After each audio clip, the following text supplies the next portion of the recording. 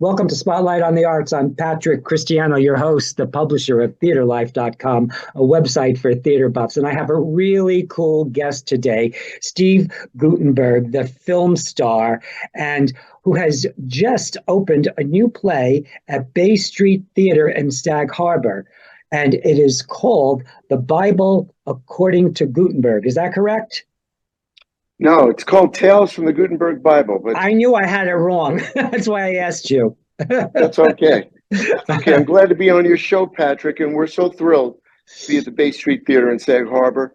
It's a really terrific place, great space. It's got a wonderful audience, and we really are enjoying doing our play, which is about family and ambition, about Hollywood, about kindness and love and understanding and thoughtfulness. It's a good show. It's very heartwarming. I don't know if you got to see my review or not, but we had a good time, and it resonated for me about the tenacity that it takes to just keep doing things no matter what anybody tells you that you can't do. Yeah. Thank you. It's really true that you really have to just listen to yourself in this world. Yeah. If you believe you can make a light bulb, even though it takes 10,000 tries, you'll make a light bulb. And you want to be a doctor, you want to be a lawyer, you want to be a journalist, you want to be a production engineer, you can get these things done if you really want to. So, Mr. Guttenberg, you are the star of Three Men and a Baby, Police Academy, both which had franchises, and Diner and Cocoon, all major hits. Wow. Now this play you've written is kind of your story about how you got started in show business in Hollywood and your journey to the top to world fame. It's a mind-boggling journey you had there, isn't it? It's a terrific story, but it's sort of my story, but it's everybody's story. Everybody at one time leaves home, tries to make something of themselves, and you meet all kinds of people at these gates, and each gate opens up and you are allowed to move to the different level in life, the next level. Whether you want to be any profession, an artist like an actor or a doctor, or you want to be a carpenter or an architect or a street sweeper, you've got to leave your house and have the guts to try. And I was very lucky. I left my home at 17 to go out to Hollywood and become an actor. And my parents were very supportive. The whole family was. So I'm really lucky. That story about you getting on the lot that's in the play is one of, I think, is a riot, how you managed to get on the lot, get an office, get a desk, get a telephone, too, at the same time, and watch them make movies for a year. Whoa. Yeah. I got really lucky. Yeah. I got very lucky. And yeah. How much did you learn in that year? Did you learn a lot of stuff watching? Yeah, you learn a lot by being on a movie set or a television set. You can go to film school and you can go to acting school, but there really isn't anything like dealing with live bullets. And I was lucky to be able to have the chutzpah to push myself into the Paramount lot and commandeer an office and be able to sneak onto different sets and watch people shoot. It was too cool. It was too cool. It really was. But listen, now your play has 90 characters, 3 actors and you. The other actors play all the parts around you. And we have a little sizzle reel that teases everybody about this. I want to show it to them right now so they can get just a little feel for what you're doing. Can we have that, Jody?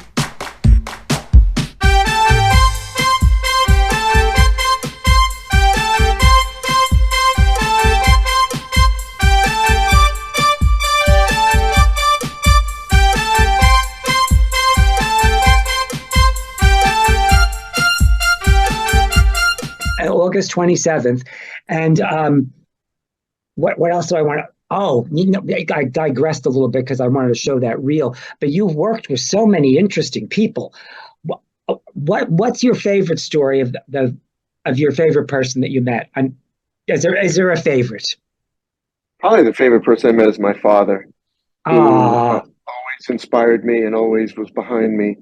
And both my mother and father were always behind me to become who I became as an artist. They let me leave the house at 17 and go out to Hollywood, which I don't think anyone would let their kid at 17 leave and go out to Hollywood now. And I just got the ability to be fearless, and I think that that is a quality that you need if you're going to be an artist.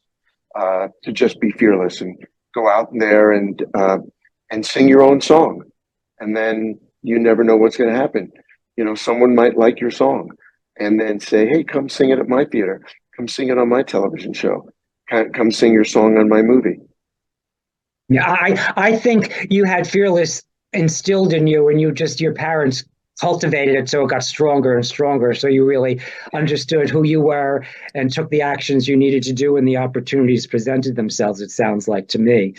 Yeah, very And that much. your father resonated throughout the play, and especially when you're talking to him on the phone and how he's encouraging you all the time. Um, it was really clear that he was a defining presence that helped you be all the things that you had the potential to be.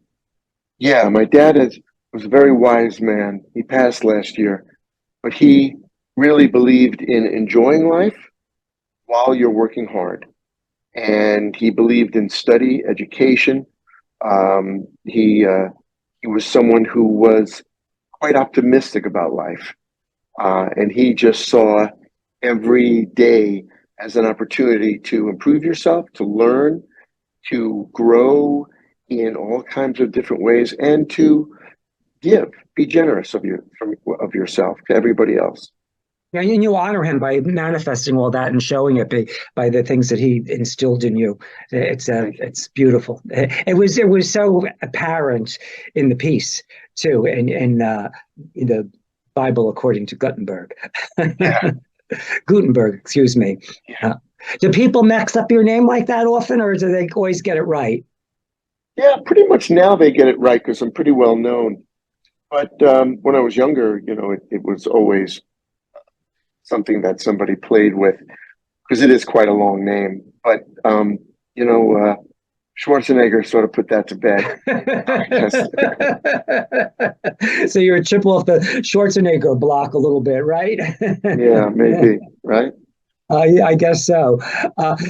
Do you have further plans for this piece, or are they talking about taking it on the road? Because this sounds like this would work so well for your Yeah, fans. I mean, they'd want to come see how you got started and see you in person. It seems like it would be you'd have a built-in audience, no?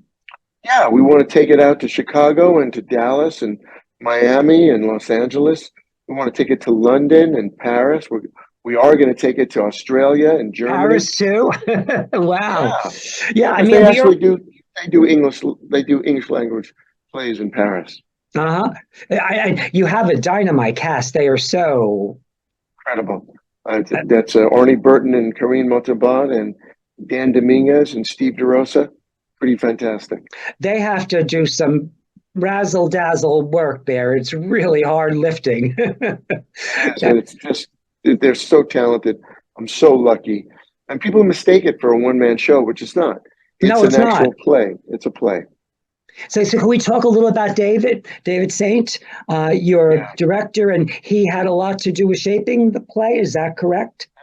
absolutely. I brought the Julian Schlossberg, who's a great producer, had the idea to do the play, so I wrote it with Julian helping me, and then he and David Saint edited it, and they edited it down from 300 pages to 68 pages, and it was then ready to perform. And my dad passed in July, and they called me in November and said, "Do you want to do this?" And I said, "Yeah, definitely." And that's when it happened. And whose idea was it to make all the supporting characters so outrageous like that? And is that something you? Yeah, go ahead. I think that was, well, we actually did think about doing it as a one man play. And Julian had the thought, no, no, no, do it as many different characters. Let's get three other actors to help you out. And especially when you go on the road, you're not going to be alone, which is great. Yeah, terrific. So, but they have an outrageous zany quality to them, all of them. It almost feels a little vaudevillian. Um, and Yeah. was where did that inspiration come from? But that's David Saint, and his direction was just brilliant. Ah, David edited it down with Julian, and also really helped create the entire tone and the structure of the play. yeah, because And I love that makes a zany madness. It's all around you, and you're yeah, kind of in the center trying to figure out how do I navigate all this craziness that's yeah, all swirling around me. It was very, very creative of him. I thought it was very yeah, clever too. It works nicely. fantastic. Yeah, Yeah, yeah, yeah. really worked out great. Well, how are we doing on your time? I don't know how much time we've done, and I don't want to take too much of it, but Oh, you're so sweet. we're good. We got 5 more minutes for sure. Oh, fabulous. Fabulous. So when you go to rehearsal, do you get excited? I mean, when you go to do the performance, do you still get nervous every night a little bit? Oh yeah, I get to fly an airplane, so Do I you really fly? enjoy it. No, I Do you? don't, but But it's that's like a flying. I understand. metaphorically. I Yeah, get yeah, to yeah. start up the airplane and I've got some great co-pilots with me, and we take off and we start flying, and we go through some turbulence, and we go up and down in the wind, and we go in and out of the mountains, and then finally we land safely. And the audience has been loving it. Been a Oh, great audience, I and was there. everywhere we've been. I was there opening night. They loved it. They had a great time. They laughed Yeah, continuously throughout. yeah, they Uh, did. did you have fun too? I did. I had a ball. It was so much fun. So much fun opening night, and every night. Every night it's basically a very similar an experience, which is it's thrilling, and you've got to keep your attention pretty razor sharp, um, and you have to gauge the audience and find their timbre and find out how they feel that day. It's pretty great. Yeah, every show is going to be different because every audience is different, and you're actually interacting directly with the audience. So you have to take Yeah, your energy comes off of them, and it's a relationship that you make yeah, with it's them. pretty fantastic. Yeah, Yeah, it's a lot of yeah, fun. Yeah, and that is a really special stage, isn't it? it is. It's a beautiful stage. It's proscenium stage, so you're sort of part of the audience, which is great because you can include them in your journey. I somehow when I felt when you're standing on that stage, you almost feel embraced by the audience because it Yeah, I goes do. has three sides on it, and Yeah, they're watching you so yeah, beautifully. Um, yeah. It's pretty great. I yeah. love them, and I love the theater, Bay Street Theater, uh, and Tracy and Scott Schwartz, and all the people who run it are just terrific. John Scott, Sullivan. everybody there is wonderful. All those people you mentioned, I love them all. John and Tracy, and Scott are fabulous people. Scott has Yeah, just taken this place and turned it around in the yeah, time that he's been here. It's been yeah. amazing.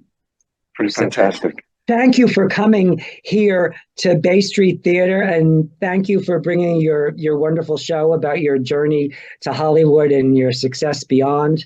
And it's been a pleasure to get to chat with you. And Patrick, you're a great guy. I really appreciate you. You're one of the best in the business.